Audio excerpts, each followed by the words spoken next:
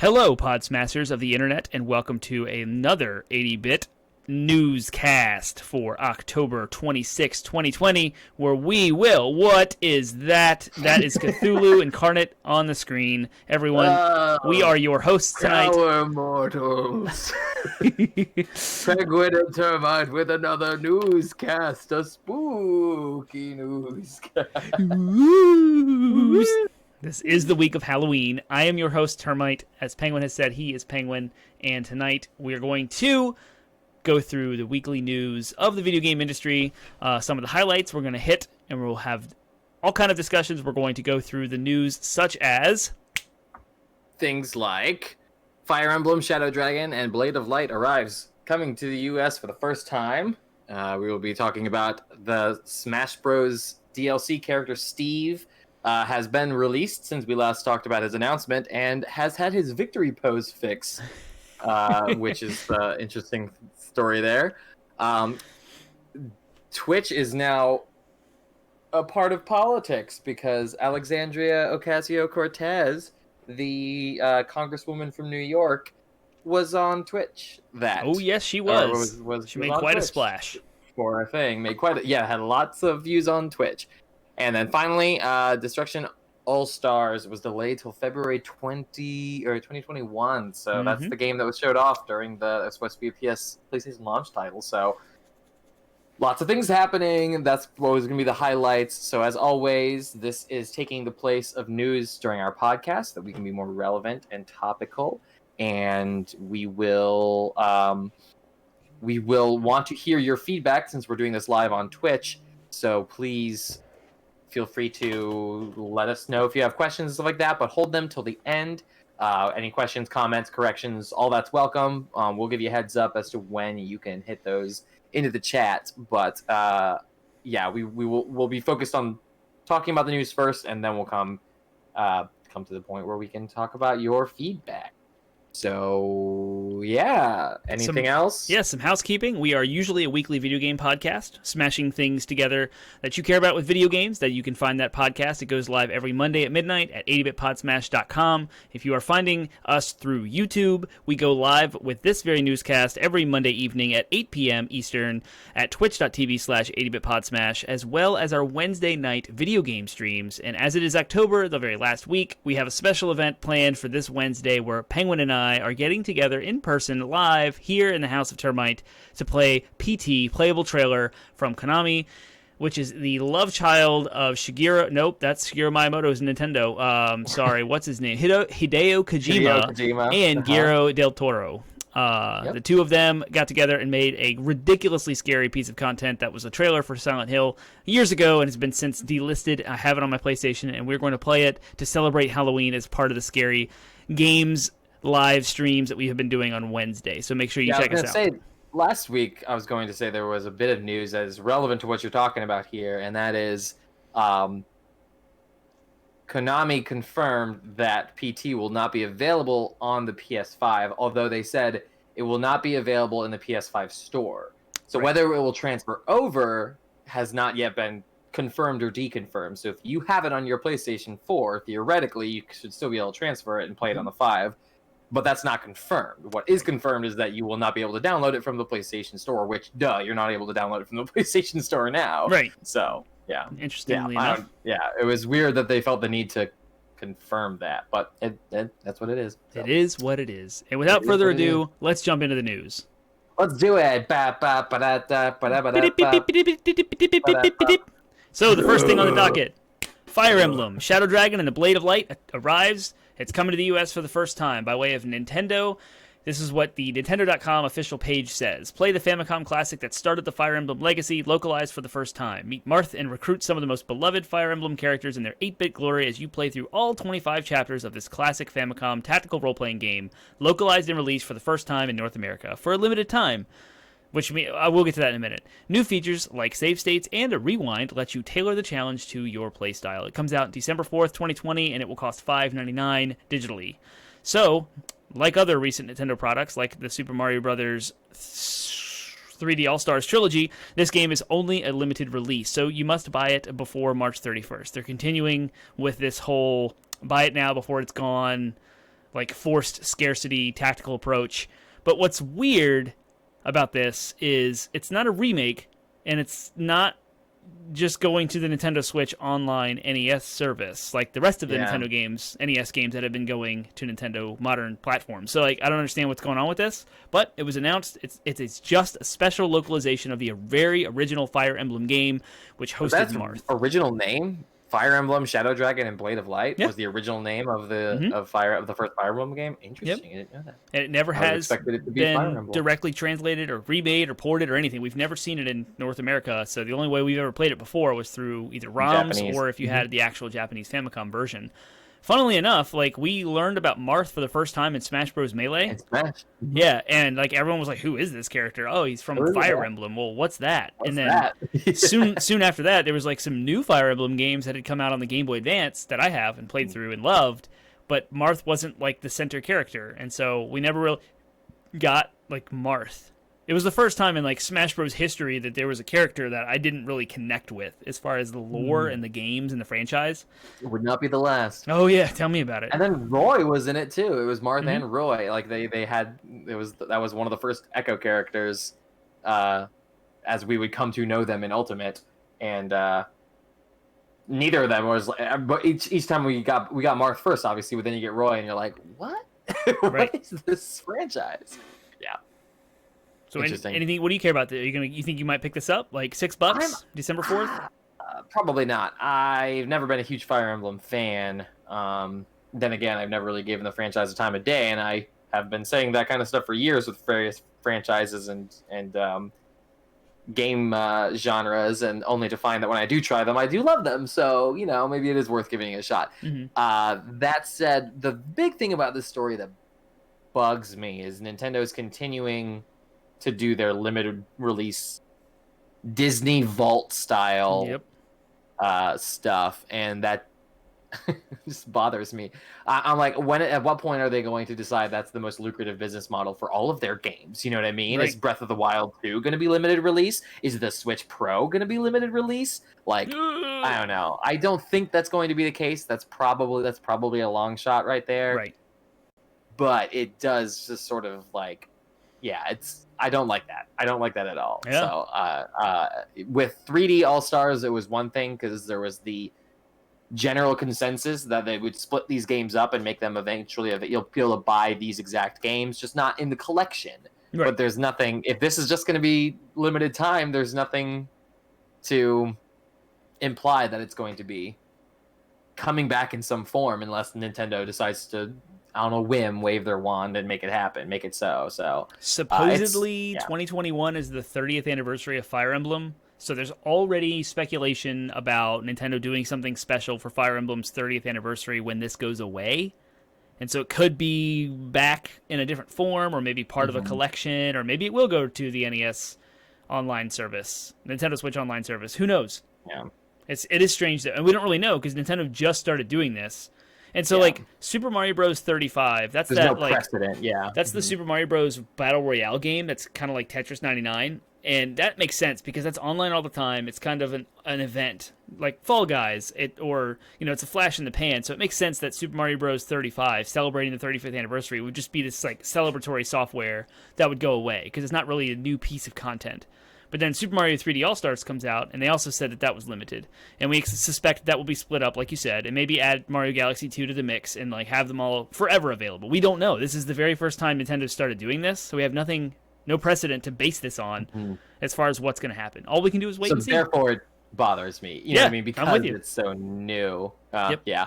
I will say the only other little thing that scares me is inevitably now, because there is a Fire Emblem game that is coming out that is in any way new, that means that I guarantee you we're going to get another Fire Emblem. We're going to get 8-Bit Marth in Smash and the Fighter's Pass 2.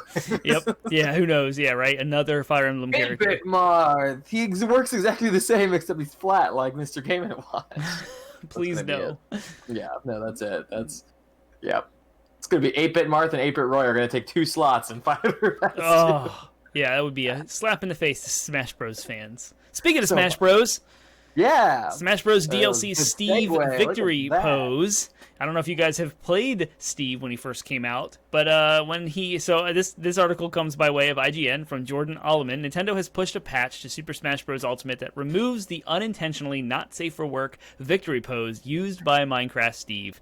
The Mojang mascot arrived in-game on October 13th, and shortly after, fans made the internet aware of his provocative victory animation. If Steve triumphs over his Nintendo colleagues, he will start eating a piece of steak in the endgame screen and then hold the steak slab at waist height, creating an image rife with potential innuendo for those of us with a dirty mind. However, Nintendo has now made it so the steak vanishes after he eats it, removing its promiscuous potential. Did you see this? So funny. No, I'm gonna go YouTube it. Well, you can click on the link that's in our Evernote in the show doc, Okay, I'm gonna and go YouTube it it's right now, there. It is hilarious. So funny. The meat is sticking from his waist I straight think up I have to his seen chest. that. Yep. I think I did see this story tangentially, but it didn't register what exactly was happening, because normally this kind of thing would be it would be right up my alley in regards to like things that a news piece that I would be into. So I don't know how I missed this, but I'm gonna watch it. Go ahead, keep going. Well, the only thing about this story that's interesting is how did it get through QA? How in the world did this get to final product? Because Nintendo is ridiculously family friendly, and they are ridiculously stingent with their quality assurance and their testing, and they're stringent. And Sakurai has been put through the ringer to make sure all of these characters fit into the Smash world cohesively. I just don't understand how this is a monumental mistake. How in the world did this get through Nintendo? Now, they patched it really quick. Yeah. But it took the internet to kind of put their feet to the fire to make them aware of this, I would think, based on the response. I don't know. We shouldn't have said anything, guys. We could have had this as a forever delightful. It could have been amazing. Yeah, keep it on the download, guys. This is hilarious. Let it be something that people enjoy forever. Right? It goes down in history. Oh yeah, that's funny. No, I think that it's there's not an actual video in the IGN article you posted. So. Oh, okay. Oh wait, maybe there it is. There it is. It's in a Twitter post. Right. The only thing I can think is it has to speak to the sort of quote innocent minds of the team. You know what I mean? Like they're not trying to do that. That's not what they're thinking. Did it go away? What the heck? Oh, that's the video that says it removed it. So they don't even have the original video in this IGN article. Just throwing it out there. I'll look it up later. It's fine. You guys gotta look it up. I'm sure it's out there. You'll look it up. It's really funny. You really should. That's pretty funny. Yeah. So that's a good one. That's a good lighthearted story. I like that. Not to turn this news episode into a politics episode, but politics and video games have converged. Alexandria Ocasio-Cortez made her Twitch debut tonight. This article comes by way of The Verge, written by Jacob Kastrenakis. Tonight to play Among Us and encourage viewers to vote. She also very quickly became one of the platform's biggest broadcasters. Her stream peaked at 435,000 viewers around the time of her first match, according to Twitch. The stream had dipped down to around 350,000 viewers as of this writing after about 2 hours of playing. That peak viewership puts her broadcast among the 20 biggest streams ever, according to the third-party metric site Twitch Tracker, and much higher if you're only looking at broadcasts from individual streamers. Ninja holds the record for an individual streamer with more than 600,000 views during a Fortnite match with Drake back in 2018. Twitch Tracker's metrics suggest that AOC's stream could be in the top 10 for an individual in terms of peak viewers. So I don't know if you caught wind of this. Did you watch it? Were you involved in this at all? I didn't watch the stream, but I did see the news articles later saying that there were 7 that had an obscene viewership, which is really interesting. I mean, that goes a long way into legitimizing gaming as it's already a legitimate entertainment medium, but like we're entering a brave new world where, you know, politicians who are coming up and comers that are millennials and our age, you know, for one, it speaks to millennials in politics, in government, and now they're like, oh yeah, we understand the effectiveness of this medium and understand the effectiveness of things like Twitch and streaming and all that stuff to reach voters and get our message out there. So kind of cool. Among Us is, for those who don't know, Among Us is another one of those breakaway hits.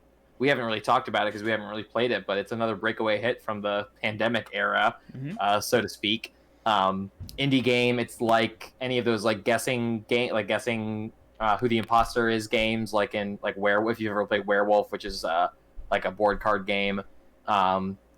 if you ever played Mafia, which was like the budget version that you could play, which is a deck of cards basically, and Mafia is basically like, well, someone's the Mafia, and they kill someone each night, and they have to guess and try to figure out who the Mafia is. That's what Among Us is, except it's a video game. Right. And it's a PC game, you play it online, and you can chat and stuff like that. So, for those who have been hiding under a rock for the last month or so, didn't know that Among Us was a massively successful game, breakaway hit. That's what they were playing. So, kind of cool. I'm sure it was very fun, especially for her fans, especially for people who like her policies and like her politics. Must have been a blast. This is very, very interesting for a couple of points that I want to make. In the past, it's always been like government versus video games. Video games have always been vilified as violent or childish, harmful to children. The ESRB exists because of the early 90s debacle with Mortal Kombat and the violence.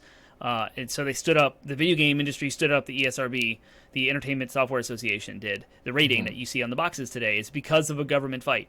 And even as recent as this year, Trump casting a school shooting being the result of violent video games, if you remember that. I was rampant on social media trying to calm that storm amongst people who are in my circles of life. But like gaming culture and politics have never been healthy or good. But AOC has always talked about her past with video games, talking about video games like during the Animal Crossing New Horizons back in March when it was in the limelight for the pandemic games. She talked about having an island, and Gary would have even wanted to have her on the show, Animal Talking on his show in Animal Crossing, but she's not been a secret gamer at all. She's been very vocal about it in the past. And here she is, like she's going to Twitch stream Among Us. She reached out to some of the top streamers out there. I don't remember all the names of the people she played with, but yeah, and here we are, like you'd mentioned, this is a representation of our generation of gamers and culture and politics. It's the first time there's been this type of coverage from a politician. It's the first time feeling like there's somebody like me in Congress. Like there's this realization that our generation is now in power. It's not just the older people or the past generation. Like there's our folk, us. We're like, this is a massive realization. Yeah, and undoubtedly there are people in Congress or in the White House. There are people in government that undoubtedly play video games. I mean, I remember the first moment realization of sort of the mainstream popularity of video games. It wasn't an actual politician, but it was in the show House of Cards. Oh yeah. Frank Underwood, the character Frank Underwood, played by the disgraced Kevin Spacey. That character was playing Call of Duty in the first season, and then there were a couple other games that he played over the course of the show. But they always in the seasons they always showed him playing video games. So I not saying that House of Cards is represented, but it was written by people who were like involved in government. So I bet you there are tons of people who de-stress by playing games. So there's been this kind of progression, whereas like in the 90s, there was video games like the punching bag and responsible for all the evils in the world. In the 2000s, they stopped caring. Right. In the 2010s, it was like, oh, here's sort of the even potential that maybe these people are secret gamers, closet gamers themselves. And now we're at the point where it's like, hey, Twitch, which is, again, seen as, even though it's an incredibly popular and lucrative, and video game streaming is a entertainment medium all of itself, it's like now we've got a congressperson who's like, hey, I'm gonna like get on this, and so people can interact with me and ask me questions and engage with me on this platform. So it very much so lends some legitimacy and voice to that, not only that platform, that company, but also the users as well. So, segue to my next point. Pretty crazy. About you look at politicians and how they have reached their base in the past, and usually it's through rallying and traveling and all the many other ways that we get pamphlets in the mail, email, social media, right? And those reach little pockets of people here and there. You can have a rally that'll gather 20 to 50,000 people. I think Bernie Sanders had a rally that was like 25,000 people, back when he was in the primaries. But now this is an entirely new way of reaching a global audience. 435,000 people. That's almost 500,000 people that you have reached from any geographical location across the country with no travel expenses, no overnight hotel stays, no flying, none of the logistics that require security details and family travels. Like just from the comfort of your house that's secure and safe, you can now reach 500,000 people in one night. Do you think other politicians are going to jump in on this? Oh, I think it's inevitable. I think that you're going to see a lot more.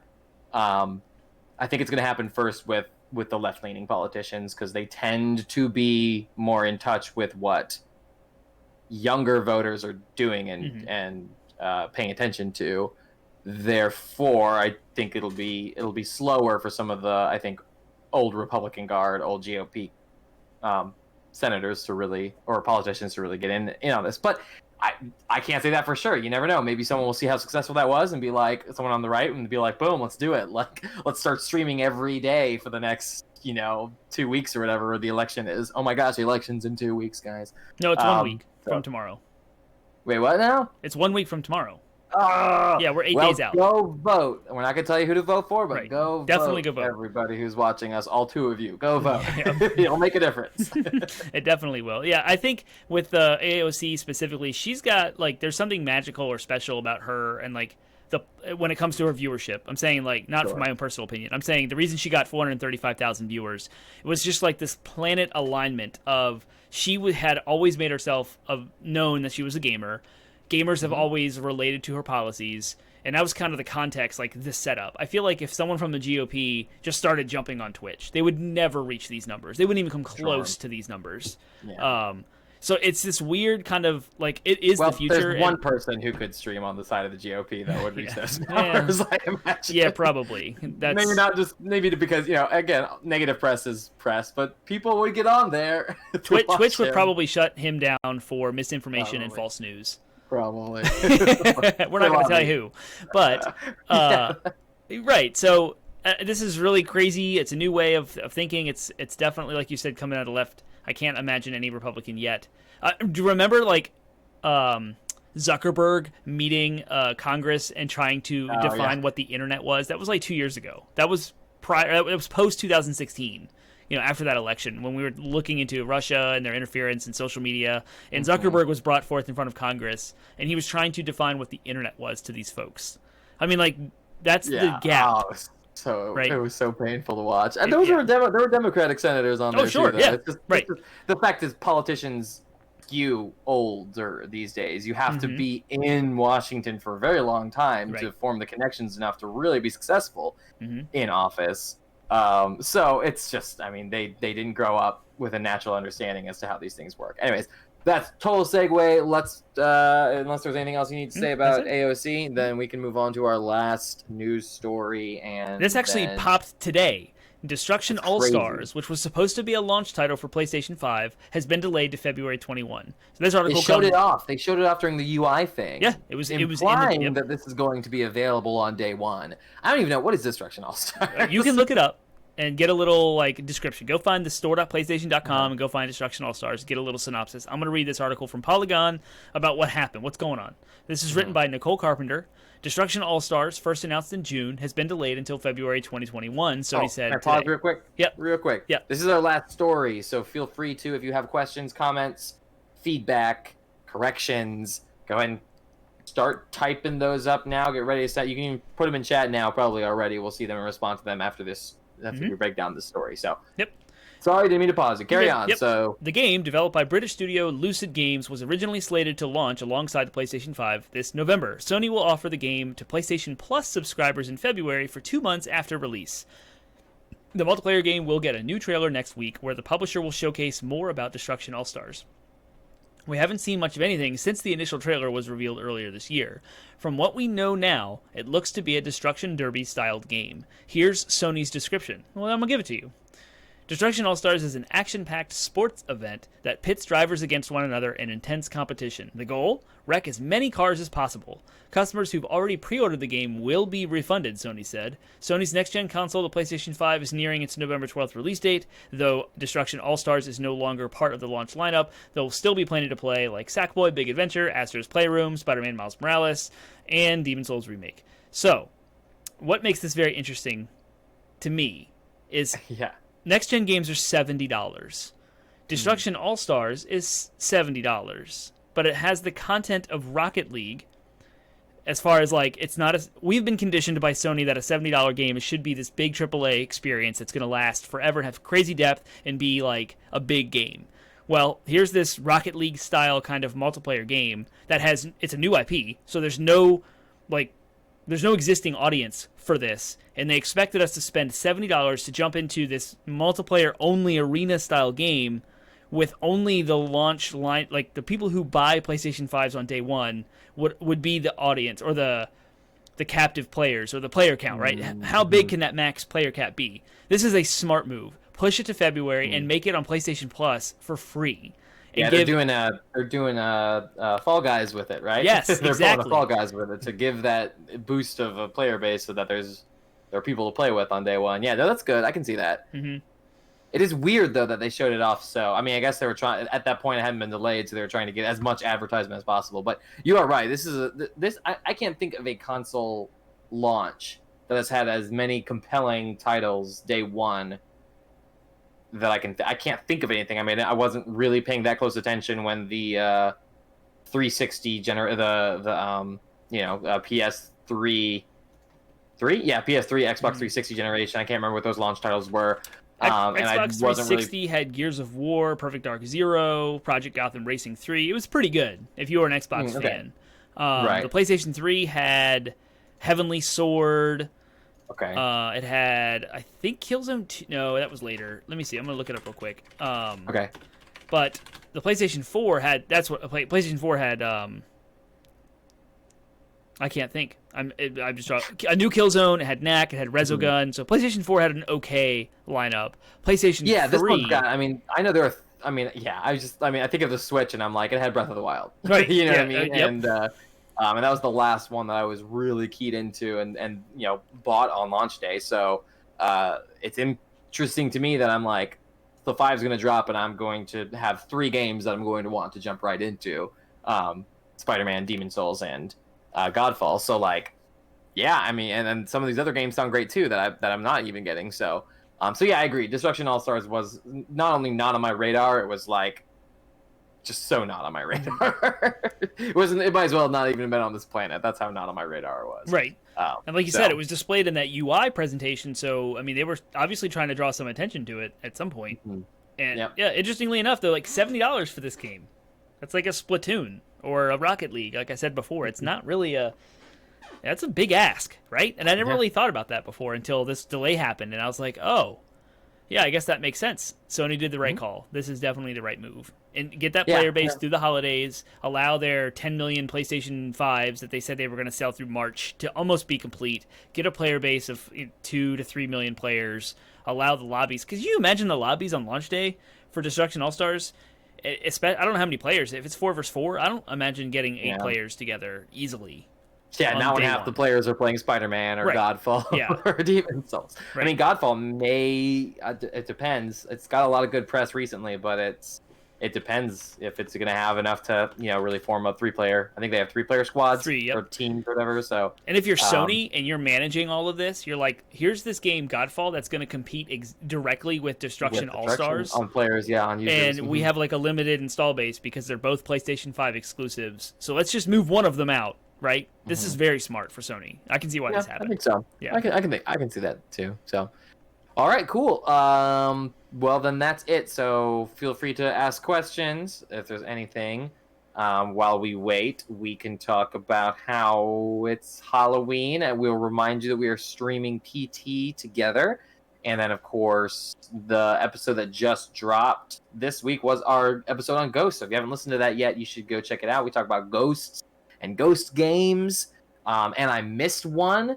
What? I completely forgot about it until this weekend. There is a game out there where you do control the ghosts, and you compete directly against other players and can possess objects and monsters, and it's called Crawl, and it's an indie game on my Switch, and I was playing it this weekend with my friends, and it was so much fun, and I'm sitting there being like, this is the best ghost game. Why didn't we talk about it on the stream? I forgot about it. It's indie.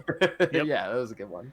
So, anyways, so check out that episode. But if we don't have any questions, comments, corrections, concerns, praise. Right. Anything? Any feedback at all? Anyway, no. Okay, going once, going twice, and that's the show. Thank you for joining us. We will be back here at twitch.tv/80bitpodsmash once again on Monday, November 2nd, the day before Election Day, with a whole new rundown of whatever comes out. A last tidbit, something to put in to tease you a little bit. All of the journalists and content creators that I love all got PlayStation 5s, and there's a tiered embargo system, and they're going to be throwing out new PlayStation 5 details as we approach launch, because we are like 2.5 weeks out from the launch of a PlayStation 5 and the Xbox Series X. So next week's probably going to be pretty packed with more PlayStation news as stuff comes out. So get ready for that. So if you're sick of PlayStation because you're an Xbox player, then we're sorry. I mean, that news already happened kind of before we started the new show. Otherwise, we would cover that. I mean, we're not biased, although we do love PlayStation. We're a little biased. The little tidbit is that the directions to transfer your PS4 data to your PlayStation 5 are printed very clearly on the box. So so that's kind of cool. I like that. All right. Without further ado, we will see you guys on Wednesday when we get our pants scared off. Not literally. See you Wednesday night. See you Wednesday next week.